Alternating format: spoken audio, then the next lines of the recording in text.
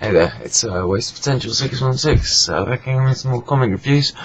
I just want to do some quick reviews just before I head off to bed now. So let's get started. Keeping on the time. Okay, let's get started with Dark Avengers, issue 15. I've got mixed feelings about this issue. Well, overall I did enjoy it.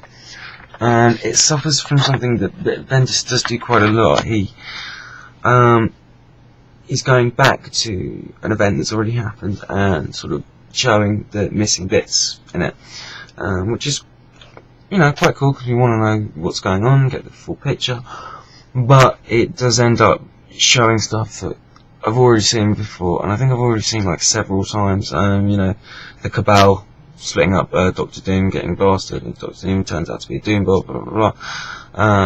I've seen it in at least 2 other comics, so hey, it's illustrated by Deodato, so that's always a pleasure. It doesn't quite make up for it. It feels like there's not a lot of new material in this, but that said, the new material in it is very good. Now, it centres on Bullseye, well, Hawkeye, Bullseye, and he's basically been ordered by Norman Osborn to kill the Sentry's wife, and when he does so, it's done really well. It's very sinister. It's kind of actually relevant to what the CCW guys were saying about violence towards women and stuff. I think this is an example where it's handled well and it is relevant to the story. It's such a sinister scene, it really is. He takes her away in order to sort of keep her safe, and it's the small talk between them, and there's an audience, we know what's coming. And Deodato, the way he illustrates it as well, it's very good. You can sort of see how uncomfortable she is, and how scared she is. There's points where she kind of looks relaxed, but then feels nervous again, and it's just done very well. And it's the really evil kind of expressions on the Hawkeye's face. It's just done very well. I think it's a nice fusion of artist and writer. I really do. And ultimately, it's just a very good scene. This small talk, and then he sort of begins to insult her and becomes quite malicious, gets her to slap him, and that's when he chokes her to death. It's pretty much a silent page, which it's a silent page, then another silent page, then pretty much another silent page with a little bit of dialogue, and this page is a repeat of something I've seen before, but it's fair enough.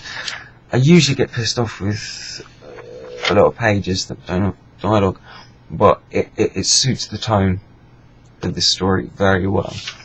Now, in relation to Siege, this basically kind of explains why the Sentry is in the place he is in for Siege, why he's kind of evil, and if the boy's taking over. It also shows that Agent Hand's sort of mistrusting Norman Osborn, and that's probably going to be relevant in the Siege story later on, hopefully. But yeah, it's not without its flaws, but a good title. I enjoyed it, and Deodato's artwork is brilliant, and very sinister scene with Hawkeye / Bullseye. Okay, up next, The Amazing Spider-Man 625. Joe Kelly's doing a really good job here, and it's dealing with the old and the new Rhino. Now, you could tell what was going to happen in this a mile off. Well, I could tell from the cover. If you'd read the previous, the last issue to deal with these two, the old Rhino's trying to seeking his redemption, blah blah blah, and he's in love, he's got his girl, and he's in love with her. Now, what would turn him back to the dark side, obviously, is the new Rhino killing his wife / girlfriend. Yeah, and you can see that coming a mile off, but it is done so well that it doesn't matter. The artwork suits the tone very well. Also, as sort of side kind of story, you can see Pete really struggling with his life at the moment. He's been blacklisted because of J. Jonah Jameson, because he tampered with the photo. There's an interesting scene with him and MJ talking on the phone. And also, a lot of this is narrated by Peter's work colleague Nora, and that works really well. It ties the story together, and just to have it from her point of view, her reaction to everything. It's interesting, and it has a slight new twist to what's going on.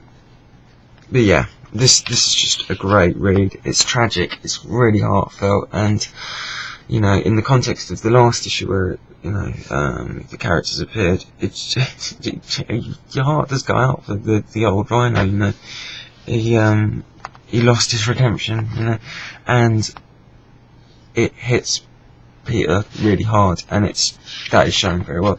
It's ironic that at the end you see that it's that crushes him the most, more than being blacklisted, you know, for tampering with photos. The last page, him, he was going to get a dole check money, but decides not to. But just he's so discouraged. It's a shame, you know. But yeah, illustrated really well. You know, this whole gauntlet thing, it still isn't kind of coming together. It doesn't feel like a one solid story, but it's done very well. You know, and I think that'll come later on. But this is just quality stuff. Amazing Spider-Man's been very good, really. Okay, Deadpool, Merc with the Mouth. I'm trying to be quick here. I don't think I have that much time. This is a good issue. You know, it's illustrated well, and it's written well. You know, there's some funny moments, funny Deadpool stuff. The problem being, and I think this is a personal problem really, is that I think I'm getting a bit too Deadpooled out. There's a bit too much overexposure. I've dropped Deadpool team up, and I won't be getting the Deadpool core stuff, but it's just getting a little bit too much. And also, this storyline revisits the Marvel zombie universe, and that, pun intended, has been done to death. It really has. So, you know, that kind of affected the book for me. But it was actually a good title. There's some cool stuff going on. Deadpool actually gets some, which was quite interesting. I mean, the way he reacts to the whole situation is very funny. There's some funny stuff in this. It's good. I just feel it's kind of too much Deadpool at the moment, and the Marvel zombie stuff, I've read so much of it, you know, I'm a bit tired of it, but it was a good title.